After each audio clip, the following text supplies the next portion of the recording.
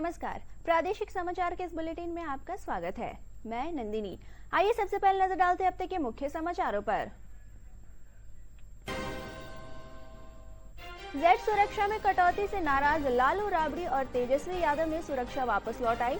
शक्ति सिंह यादव ने कहा, बिहार सरकार बदले की राजनीति के तहत कर रही है काम।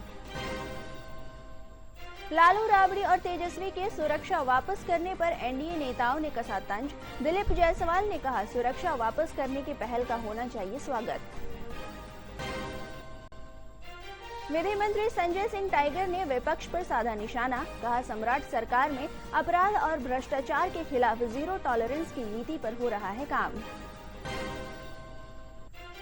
और एक भारत श्रेष्ठ भारत अभियान के तहत आईआईटी पटना में फ्लैग ऑफ समारोह का हुआ आयोजन। 50 छात्रों का दल पहुंचा, रवाना हुआ पंजाब। अब समाचार विस्तार से। बिहार के पूर्व मुख्यमंत्री लालू प्रसाद और पूर्व मुख्यमंत्री राबड़ी देवी की सुरक्षा व्यवस्था में कटौती के बाद सियासी घमासान तेज हो गया है। सुरक्षा में बदलाव से नाराज दोनों नेताओं ने अपनी सरकारी सुरक्षा वापस कर दी है।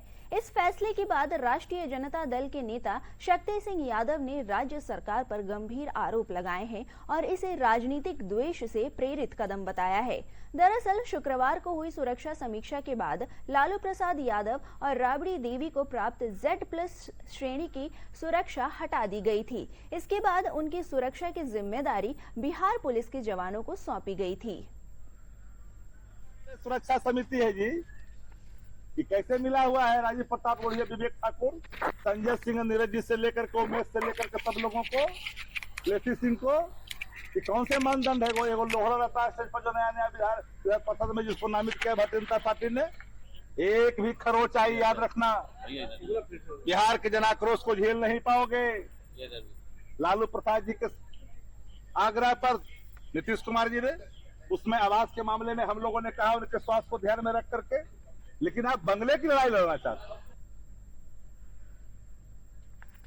राष्ट्रीय जनता दल सुप्रीमो लालू प्रसाद और पूर्व मुख्यमंत्री राबड़ी देवी द्वारा सरकारी सुरक्षा लौटाने के बाद अब नेता प्रतिपक्ष तेजस्वी यादव ने भी अपनी Y+ श्रेणी की सुरक्षा वापस करने का फैसला किया है। इस कदम के बाद बिहार के सियासी गलियारों में नई बहस छिड़ गई है। सूत्रों के अनुसार तेजस्वी यादव अब सरकार की ओर से उपलब्ध कराई गई सुरक्षा नहीं लेंगे। इसे राजद खेमे की ओर से एक मजबूत राजनीतिक संदेश के रूप में देखा जा रहा है। पार्टी नेताओं का मानना है कि सुरक्षा में कटौती और बदलाव के जरिए विपक्षी नेताओं को निशाना बनाया जा रहा है। हालांकि सरकार ने तेजस्वी यादव की सुरक्षा में कोई कटौती नहीं की थी और उनकी Y+ सुरक्षा पहले की तरह बरकरार रखी गई थी। वहीं उनकी पत्नी राजश्री यादव को एक सुरक्षाकर्मी उपलब्ध कराने का निर्णय लिया गया है। बीजेपी नेता और बिहार सरकार में मंत्री दिलीप जायसवाल ने राबड़ी देवी और उनके परिवार द्वारा सुरक्षा वापस लौटाए जाने पर कहा कि सुरक्षा देना या उनमें बदलाव करना एक निर्धारित प्रशासनिक प्रक्रिया है। उन्होंने कहा कि अगर लालू प्रसाद राबड़ी देवी अपनी सुरक्षा वापस करना चाहते हैं तो उनकी इस पहल का स्वागत करना चाहिए।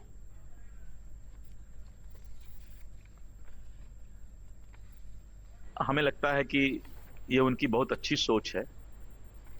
लालू जी को, राबड़ी जी को अगर लग रहा है कि बहुत सुरक्षा की उनको आवश्यकता नहीं है, खतरा नहीं है, तो उन्होंने राज्य हित में काम किया है। ये उनकी अच्छी पहल है। इससे और लोगों को भी सीख लेने की आवश्यकता है। सूचना एवं जनसंपर्क मंत्री श्रवण कुमार ने कहा है कि लालू प्रसाद अगर अपनी सुरक्षा वापस करना चाहते हैं तो अच्छी बात है। जनता उनको पहले ही नकार चुकी है, लेकिन विशिष्ट लोगों को सुरक्षा देने का काम सरकार का है, जो हम दे रहे हैं। उनको रिजेक्ट कर रही है, उनको 25 सीट पर लाके खड़ा कर दिया, तो अब उनको सुरक्षा की जरूरत है कि नहीं है, और वापस कर रहे हैं। लेकिन सरकार का दायित्व है, काम है कि जो विशिष्ट व्यक्ति हैं, संवैधानिक पद पर बैठे हैं, उनको क्या सुरक्षा चाहिए उसकी समीक्षा सरकार करती है। समीक्षा के उपरांत उनको सुरक्षा प्रदान करती है। इधर इस मामले पर बिहार बीजेपी के अध्यक्ष संजय सरावगी ने कहा कि लालू यादव और राबड़ी देवी को जितनी सुरक्षा मिलनी चाहिए थी वो पर्याप्त मिल रही है, लेकिन राजद को सोशल स्टेटस के लिए सुरक्षा चाहिए थी। कोई सुरक्षा वापस नहीं है। लेकिन स्टेटस सिंबल के लिए जो है आगे पीछे गाड़ी, आगे पीछे ब्लैक कमांडो, सुरक्षा समिति बनी हुई है। राज्य में भी सुरक्षा समिति है और जिलों में भी सुरक्षा समिति है। वो निर्णय करती है कि इसको कितनी सुरक्षा दी जाए। पूर्व मुख्यमंत्री के नाते जितनी भी सुरक्षा कर्णांकित है वो सभी लालू प्रसाद जी को भी है और राबड़ी देवी जी को भी है। तो पूर्व मुख्यमंत्री अभी भी 24 सुरक्षा कर्मी के घेरे में ये लोग रहने वाले हैं। बुलेट प्रूफ गाड़ी दी गई है। अब क्या चाहते हैं? इस मामले पर जदयू के राष्ट्रीय प्रवक्ता राजीव रंजन ने कहा कि लालू यादव जानबूझकर टकराव बढ़ा रहे हैं। उन्होंने कहा कि राजद को दबाव की राजनीति से कुछ हासिल नहीं होगा।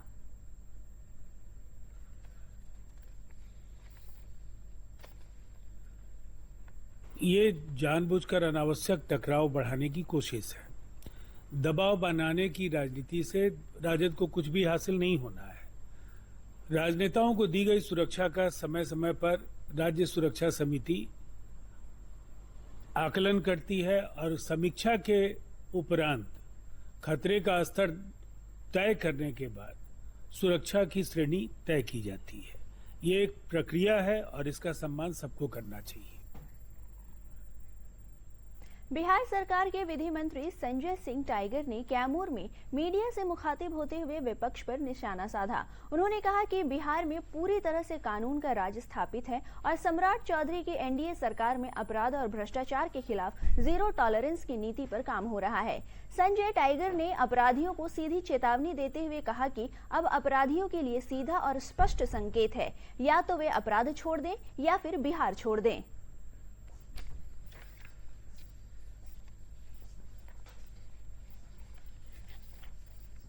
अपराध और भ्रष्टाचार के मामले में बिहार की सरकार जीरो टॉलरेंस की नीति पर कायम है। कानून का राज है। अगर कोई कानून का उल्लंघन करने का दुस्साहस करेगा उसको गंभीर परिणाम भुगतना पड़ेगा। अब अपराधियों के लिए सीधा संकेत है, या तो अपराध छोड़िए या बिहार छोड़िए या जहन्नुम में जाने को तैयार रखिए। ये बीजेपी एनडीए की सरकार है, सुशासन की सरकार है, सम्राट चौधरी की सरकार है। अपराधियों के लिए कोई जगह नहीं है। बिहार विधान परिषद चुनाव के लिए लोजपा आर ने उम्मीदवार के नाम का ऐलान कर दिया है। अशरफ अंसारी को उम्मीदवार बनाया गया है। केंद्रीय संसदीय बोर्ड की बैठक में अशरफ अंसारी के नाम पर मुहर लगाई गई है। लोजपा आर के राष्ट्रीय प्रधान महासचिव अब्दुल खालिक ने प्रेस विज्ञप्ति जारी कर इसकी सूचना दी है।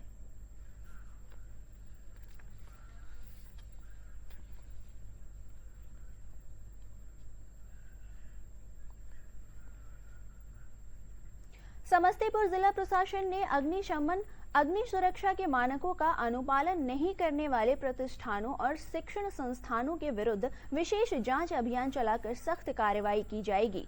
अपर समाहर्ता ब्रजेश कुमार ने बताया कि दिल्ली और मुजफ्फरपुर में हुए अग्निकांड की घटना को देखते हुए अस्पताल, होटल और अन्य प्रतिष्ठानों में फायर ऑडिट कराने का फैसला लिया गया है। वहीं जिला अग्निशमन पदाधिकारी हर्षवर्धन ने बताया कि जिन अस्पतालों, होटलों में फायर ऑडिट के दौरान कोई कमी पाई जाती है तो प्रबंधकों को 15 दिनों के भीतर सुरक्षा मानकों का अनुपालन सुनिश्चित करना होगा।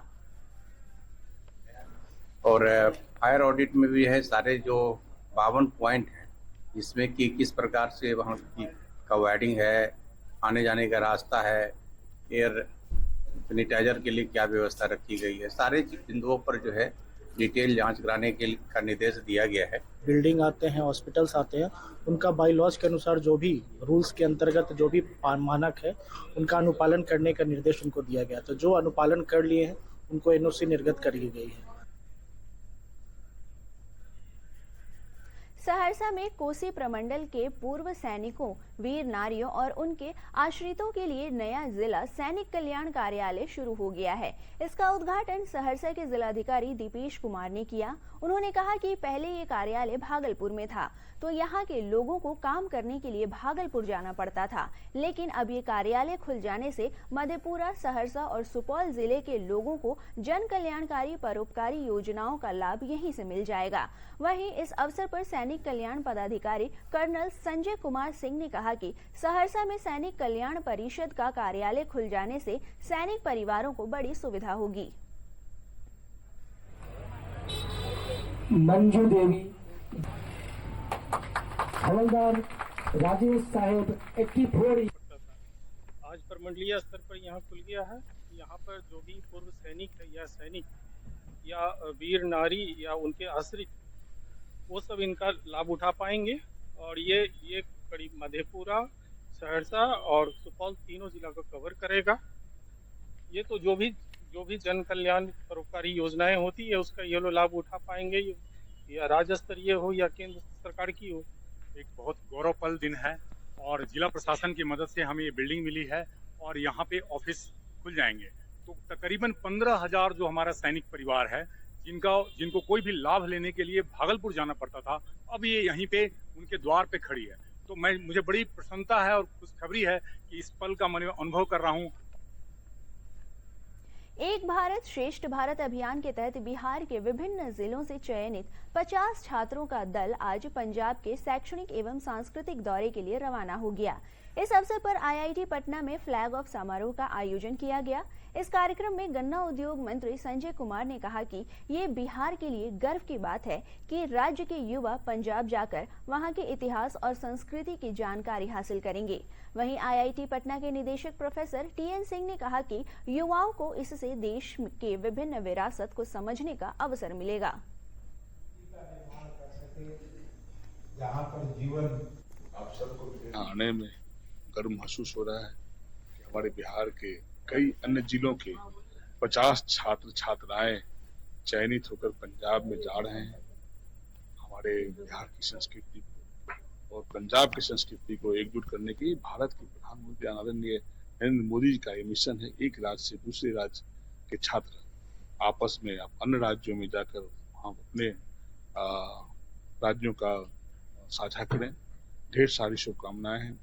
का कार्यक्रम जो है एक भारत श्रेष्ठ भारत के अंदर बिहार के 50 के करीब विद्यार्थी छात्र और छात्राएं यहाँ से पंजाब की यात्रा पे निकल रहे हैं। जैसा कि आपको विदित है कि पिछले सप्ताह में पंजाब के छात्र और छात्राएं आए थे और बिहार का बहुत सारे ऐतिहासिक भौगोलिक जगहों का उन्होंने और शैक्षणिक जगहों का भ्रमण किया। इसी तरह से ये विद्यार्थी भी जाकर के वहाँ पर पंजाब की विरासत को देखेंगे। भारतीय अर्थव्यवस्था की रियल जीडीपी वृद्धि दर वित्त वर्ष 2025-26 में 7.7% रही है, जो कि वित्त वर्ष 2024-25 के फाइनल आंकड़े 7.1% से काफी अधिक हैं। इसकी वजह द्वितीयक और तृतीयक क्षेत्र का अच्छा प्रदर्शन करना था। यह जानकारी सांख्यिकी एवं कार्यक्रम कार्यान्वयन मंत्रालय द्वारा शुक्रवार को जारी किए गए डेटा में दी गई। वास्तविक सकल घरेलू उत्पाद वृद्धि दर 7.7% रही, जबकि नॉमिनल जीडीपी में 8.9% की प्रभावशाली वृद्धि दर्ज की गई। सांख्यिकी एवं कार्यक्रम कार्यान्वयन मंत्रालय द्वारा जारी इन आंकड़ों ने साबित कर दिया है कि भारत दुनिया की सबसे तेजी से बढ़ती अर्थव्यवस्थाओं में अपनी अग्रणी स्थिति को मजबूत बनाए रखा है। ये वृद्धि कोई संयोग नहीं बल्कि विनिर्माण, सेवा और कृषि सेक्टर की साझा मजबूती का प्रमाण है। Whole financial year, if we compare to SAE, it was 7.6% earlier, which was released on 27 February this year. Now it is, the provisional estimate is coming to 7.7% growth. सांख्यिकी एवं कार्यक्रम कार्यान्वयन मंत्रालय द्वारा जारी इन आंकड़ों के मुताबिक भारत के मैन्युफैक्चरिंग सेक्टर ने जीडीपी में सबसे ज्यादा मजबूती दी। विनिर्माण क्षेत्र में दोहरे अंकों की वृद्धि दर्ज की गई और पूरे सेकेंडरी सेक्टर को 8.8% की मजबूत वृद्धि प्रदान की। उत्पादन गतिविधियों में तेजी, बुनियादी ढांचा परियोजनाओं पर बढ़ता सरकारी खर्च, घरेलू मांग में सुधार और निर्यात में उछाल ने इन क्षेत्र को नई ऊंचाई पर पहुंचाया है। पीएलआई योजनाएं, बढ़ते निवेश और घरेलू बाजार की मजबूती ने मैन्युफैक्चरिंग को गति दी, जिसका सीधा लाभ रोजगार सृजन और पूंजी निवेश दोनों में दिखा। ऐसे में भारतीय मैन्युफैक्चरिंग सेक्टर अब न केवल घरेलू जरूरतों को पूरा कर रहा है, बल्कि वैश्विक आपूर्ति श्रृंखला में अपना महत्वपूर्ण स्थान बना रहा है। भारत के ग्रोथ इंजन को सर्विस सेक्टर ने भी मजबूती प्रदान की। व्यापार, होटल, परिवहन, संचार, प्रसारण, भंडारण, वित्तीय, रियल एस्टेट और पेशेवर सेवाओं ने दोहरे अंकों में वृद्धि दर्ज की। इसका नतीजा ये रहा कि तृतीय क्षेत्र की वृद्धि दर 9.3% पर पहुंच गई, जो अर्थव्यवस्था के सभी प्रमुख क्षेत्रों में सर्वाधिक है। पर्यटन, डिजिटल सेवाएं, बैंकिंग, वित्तीय सेवाएं और लॉजिस्टिक क्षेत्रों में आई तेजी ने इस प्रदर्शन को और बेहतर बनाया। केंद्र सरकार की मजबूत कृषि नीतियों के चलते देश का किसान समृद्ध बन रहा है। साथ ही कृषि क्षेत्र के दम पर देश की जीडीपी भी नई उड़ान भर रही है। कृषि क्षेत्र की वृद्धि दर 3.2% रही। अच्छा मानसून, खाद्यान्न उत्पादन में वृद्धि और मत्स्य क्षेत्र के बेहतर प्रदर्शन ने ग्रामीण अर्थव्यवस्था को मजबूती दी। खाद्य सुरक्षा सुनिश्चित करने के साथ साथ ग्रामीण आय में वृद्धि ने उपभोग मांग को बल प्रदान किया, जिसका सकारात्मक प्रभाव समग्र अर्थव्यवस्था पर पड़ा। इसके साथ ही प्रादेशिक समाचारों का यह बुलेटिन समाप्त हुआ। नमस्कार।